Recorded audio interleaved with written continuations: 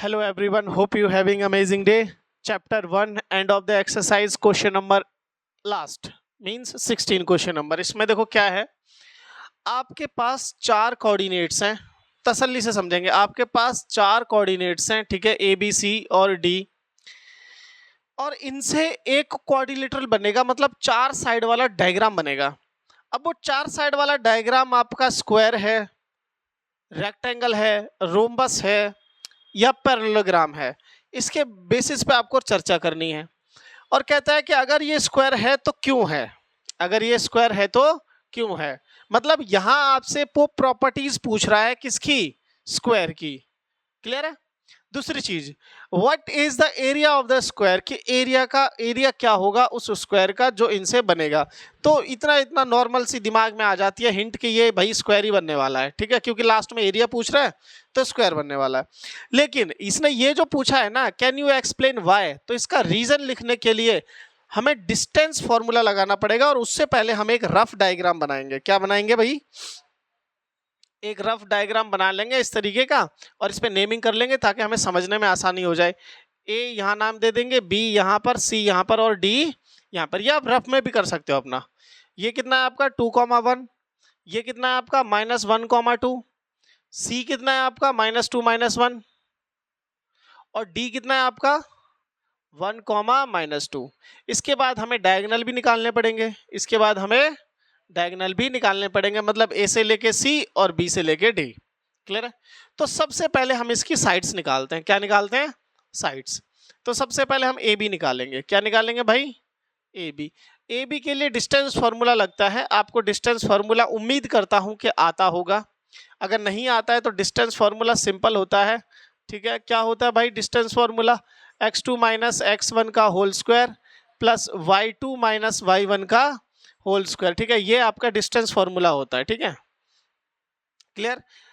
ए वाले के कोऑर्डिनेट्स को आप x1 y1 मानोगे, बी वाले के कोऑर्डिनेट्स को आप x2 y2 मानोगे, ठीक है। तो ये लिखे आपके सामने।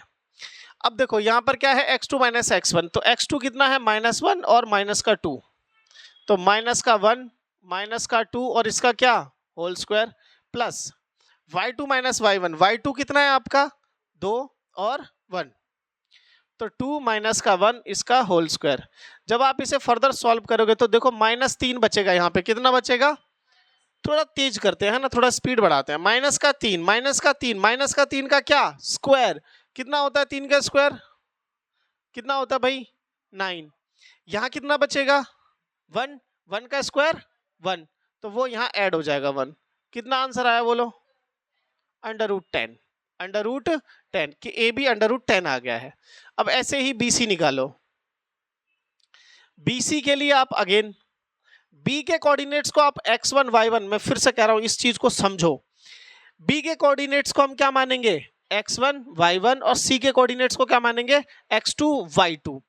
तो -2 -1 -2, देखो C के कोऑर्डिनेट्स को मैं x2 y2 मान रहा हूं, तो x2 - x1, x2 - x1, एक साइन माइनस का है वो सरकार का है, और ये ऑलरेडी अपने साथ एक माइनस लेके आ रहा है ऐसे, और इसका क्या होल स्क्वायर प्लस। अब आप y2 - y1 करो, y2 कितना है आपका -1 और -2, -1 -2 और इसका क्या होल स्क्वायर। अब आप ध्यान से देखना, मेरी बात समझना, -2 माइनस और माइनस कितना होता है प्लस, तो -2 + 1, यहाँ क्या बचेगा आपके पास -2 + 1 और इसका स्क्वायर। अच्छा -1 और -3 कितना हो जाता है, -3 का होल स्क्वायर। बोलो हाँ या ना। अब इसको आगे आप फर्दर सॉल्व कर सकते हो। यहाँ कितना बचेगा बोलना जरा, -1 -1 का स्क्वायर 1, यहाँ 9 का 3 का स्क्वायर -3 का स्क्वायर या 3 का स्क्वायर सेम होता है 9। कितना आया आंसर, √10। तो इसका भी आंसर कितना आ गया, √10। मतलब ए बी जितना है उतना ही BC भी है। क्लियर है। एक और निकालेंगे CD, एक और निकालेंगे, कौन सा, CD। अब आप CD देखो, ठीक है। अगेन अब आप CD निकाल रहे हो, तो C के कोऑर्डिनेट्स को आप x1 y1 और D के कोऑर्डिनेट्स को आप x2 y2 मान के यहाँ पे वैल्यू सब्स्टिट्यूट करोगे, ठीक है।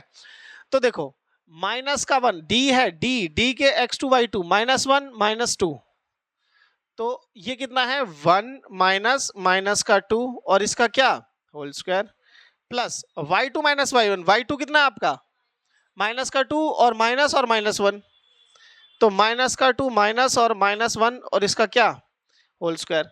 देखो इसी तरीके की कंडीशंस अभी हम ऊपर सॉल्व करके आए हैं। अच्छा ये माइनस और ये माइनस क्या हो जाएगा प्लस, तो 1 + 2 कितना हो जाएगा 3, तो आप यहाँ पे लिख सकते हो कि सर यहाँ तो 3 का क्या आएगा होल स्क्वायर प्लस, देखो ये माइनस और ये माइनस क्या बन जाएगा प्लस, तो माइनस माइनस कितना हुआ प्लस, माइनस का 2 + 1, माइनस का 2 + 1 कितना बचेगा -1, तो -1 का क्या हो जाएगा होल स्क्वायर।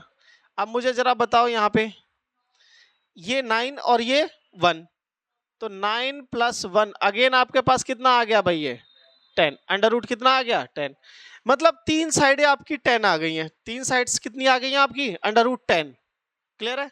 मतलब ये वाली साइड आपके इसके बराबर है और ये भी इसके बराबर है, तो ऑटोमेटिकली एडी भी बराबर होगी। तो आप निकालना चाहो तो निकाल सकते हो, ए से लेके डी भी निकाल सकते हो आप, या डी ए भी निकाल सकते हो। अब क्योंकि मैंने एडी लिख दिया है तो ए के कोऑर्डिनेट्स को मैं x1 y1 और डी के कोऑर्डिनेट्स को मैं x2 y2 मानूंगा, तो 1 - 2 का होल स्क्वायर प्लस y2 कितना है वहां पे माइनस का 2, नीचे है माइनस का 1, तो माइनस का 2 माइनस का 1 और इसका होल स्क्वायर।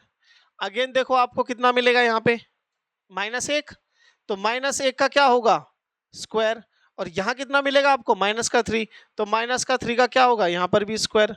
तो अगेन मैं डायरेक्ट इस बार लिख देता हूँ, यहाँ से 1 यहाँ से 9 और यहाँ पे कितना मिलेगा 10। सारी साइड्स बराबर हैं, सारी साइड्स कैसी हैं बराबर है, सारी साइड्स बराबर रोम्बस में भी होती हैं, सारी की सारी साइडें बराबर रोम्बस में भी होती हैं। तो ये रोम्बस है या स्क्वायर है, ये तो कंफर्म हो गया कि या तो ये रोम्बस है या तो ये स्क्वायर है। अब स्क्वायर और रोम्बस में अलग अलग क्या है, स्क्वायर में डायगोनल्स बराबर होते हैं, रोम्बस में डायगोनल्स बराबर नहीं होते। तो अब हम चेक करेंगे कि क्या डायगोनल्स भी बराबर हैं, तो उसके लिए थोड़ा सा हमें इसे ऊपर एक्सटेंड करना पड़ेगा, ठीक है, क्लियर है यहां तक। नाउ अब देखो, अब AC डायगोनल निकालो आप, क्या निकालो AC। अब A से लेके C जब आप डायगोनल निकालोगे, A है और यहाँ पे C है, तो C के कोऑर्डिनेट को आप x2 y2 और A के कोऑर्डिनेट को आप x1 y1, तो देखो माइनस का 2 और माइनस का 2, -2 और -2 स्क्वायर प्लस y2 कितना है आपका -1 और y1 कितना है आपका 1, तो ये इसका होल स्क्वायर।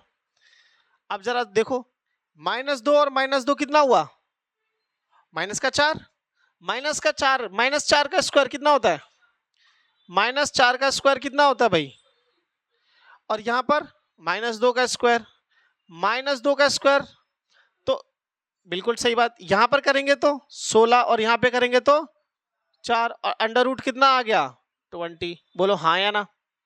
ऐसे ही आप एक और वैल्यू निकालोगे, ऐसे ही आप एक और वैल्यू निकालो, ठीक है, क्या निकालो आप BD, क्या निकालो आप B से लेके D। अच्छा B से लेके D जब आप निकालोगे तो BD देखो, B के कोऑर्डिनेट्स क्या हो जाएंगे आपके x1 y1 और D के कोऑर्डिनेट्स क्या हो जाएंगे, तो D का x2 कितना है 1, 1 देखो 1 माइनस और ऑलरेडी ये -1 है स्क्वायर प्लस -2 और -2, y2 आपका कितना है -2 और y1 कितना है 2, तो माइनस का 2, यहां सॉल्व करो भाई, ये कितना बनेगा, ये माइनस और ये माइनस कितना हो जाएगा माइनस माइनस प्लस, 1 + 1 कितना हो जाएगा 2 का स्क्वायर, क्लियर है, प्लस ये कितना हो जाएगा -4 का स्क्वायर, बोलो हाँ या ना। अगेन इसका स्क्वायर कितना हो जाएगा 4 और इसका हो जाएगा 16, ये भी कितना आ गया √20, क्लियर है। तो डायगोनल्स भी बराबर आ गए, डायगोनल्स भी कैसे आ गए इक्वल आ गए। तो आप लिख सकते हो यहाँ पे finally as AB equals to BC equals to CD equals to DA या AD and diagonals AC and BD are also equal therefore ABCD is a, क्या होगा बेटा, ये क्या होगा, square. ABCD is a square. अब आपको लास्ट पॉइंट क्या निकालना था वो भी अभी हम यहीं देख लेते हैं। लास्ट पॉइंट में आपको एरिया निकालना है। लास्ट पॉइंट में क्या निकालना है बेटा, सेकंड पार्ट में, है ना, एरिया ऑफ स्क्वायर। भैया एरिया ऑफ स्क्वायर आप पढ़ते आ रहे हो, क्या होता है, साइड का स्क्वायर। क्या होता है, साइड इंटू साइड या साइड का स्क्वायर, साइड इंटू साइड या साइड का स्क्वायर। एक साइड अपनी कितनी आई थी बताना, √10 कितनी आई थी, और इसका क्या स्क्वायर, तो आपका एरिया कितना हो जाएगा, स्क्वायर से रूट कैंसल आउट, आंसर बचेगा 10 स्क्वायर यूनिट्स। आंसर क्या आ जाएगा, 10 स्क्वायर यूनिट्स। मैं उम्मीद करता हूं कि ये सारा का सारा आपको समझ में आया होगा। मैं इसे थोड़ा सा छोटा कर देता हूं ताकि आप पूरा एक ही बार में लिख पाओ, ठीक है। उम्मीद करता हूं कि ये सारी की सारी चीजें आपको समझ में आई होंगी, और इसी तरीके से एंड ऑफ द एक्सरसाइज खत्म होती है। क्वेश्चंस लेंथी हैं, इस बार मेहनत की जरूरत है, मेहनत आपको बहुत सारी करनी पड़ेगी। चैनल के साथ जुड़े रहिए, बहुत सारी चीजें आपको इंपॉर्टेंट क्वेश्चंस, MCQs, ठीक है, केस स्टडी, सब कुछ मिलने वाला है। तो do subscribe the channel. Next में मिलेंगे, till then take care, bye.